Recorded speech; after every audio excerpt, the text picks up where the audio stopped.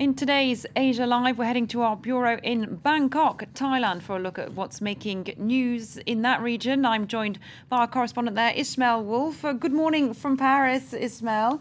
First of all, we're going to talk about the Khmer Rouge trial in Cambodia. Now, that's now entering its final leg, with prosecutors requesting life imprisonment for two of the regime's surviving leaders.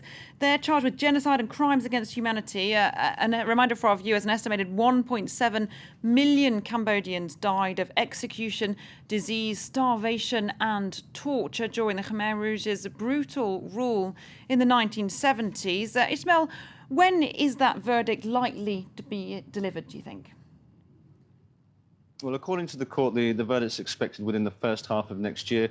France Bancat has spoken to officials in the court, and they don't expect that to come through until June. But the clock is really ticking for a court that has been plagued by trouble since it was set up a few years ago. It's really a first example of its kind, a test of its kind in the world. And it's been plagued by problems, financial issues, accusations that it's been impeded in its efforts by the government and officials in the country, many of those who were former Khmer Rouge members themselves, including the strongman Prime Minister Hun Sen. So really, we expect a verdict, hopefully, within the first half of next year. But overall, the court is really struggling to push through in this. There was the two defendants that are still on trial now. They're expected to be sentenced. They're asking for life sentences, as you say. But two others have also, one has died, and the wife of a former foreign minister who was accused has been, the trial has been dropped, seeing as she's not fit to stand trial. So many problems ahead.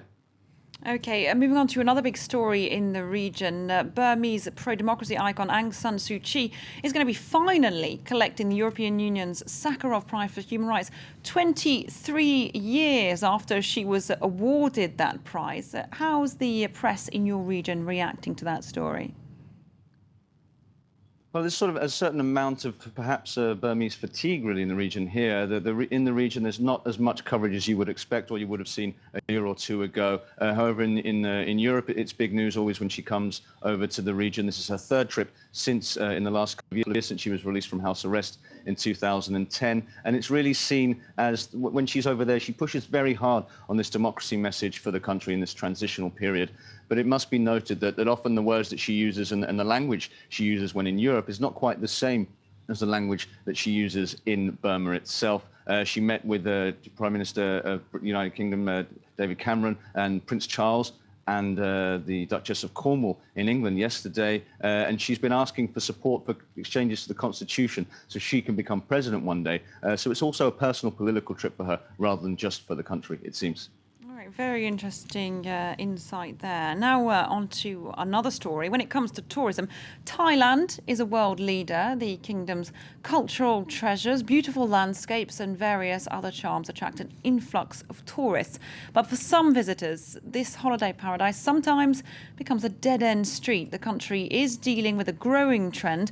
Westerners who outstay their visas and wind up poor and homeless. This report now from the popular beach resort of Pattaya. This is about educating the Thais and the Phalongs to quit throwing their cigarettes and plastic in the street. When it rains, it goes into the storm drain, it goes into the ocean, contaminates our water, and kills much of our sea life. So after I put this down, I go, Thai Phalong, Kamen Lao, Thai Phalong. This is the world according to Koto, an American stranded on the shores of Thailand. Born with the name Jerry, Koto has had his ups and downs, moving from his native California to Hawaii before ending up here on the streets of Pattaya. Now we've already come up this side, feeding some of the dogs. Now we're going to go down this side and clean these storm drain posters. But this is no success story in the sun. Unable to scrape together the money to return to California, Koto has been here without a visa for years, but he's tolerated. He's become part of the Pattaya landscape. He may come across a little nuts, but he's liked. He's really dedicated. He helps everyone. He takes good care of my daughter. And to be honest, we really don't want him to be forced back to his country. Koto is a local personality, and he's part of a growing number of others like him. Western tourists who find themselves unable to buy a ticket home, faced with no other choice than to rough it in the tropics. For many, the hardships seem a little less painful under the sun.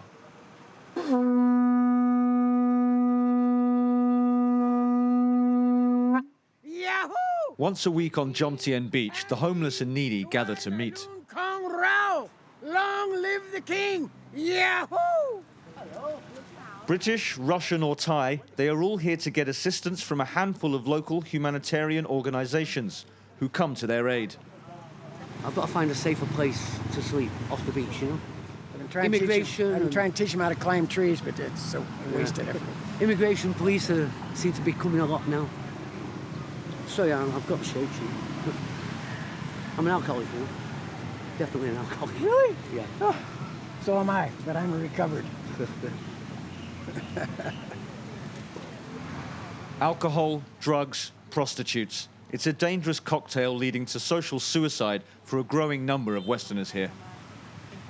You come here the first time, it's like heroin. There's everything you can buy everything, and then everything is happiness, and as soon as you pay somebody, you get everything you want. And then to experience that again, you come back to Thailand maybe to stay here or live here, and then you never get that high again, you know. And then people just get stuck here. In the past year, the number of homeless Westerners in Jomtien Beach has doubled from 25 to 50, with an estimated 300 similar cases across the country. All right, that report there from Ismail Wolf in Bangkok, along with Cyril Pyle. Many thanks to him. You have been watching Asia Live here on France 24. Well, do stay tuned to Live from Paris, the very latest international news coming out with my colleague Claire Murphy in just a few minutes. She'll be going live to Australia for more on those reports that the army could be to blame for one of those wildfires.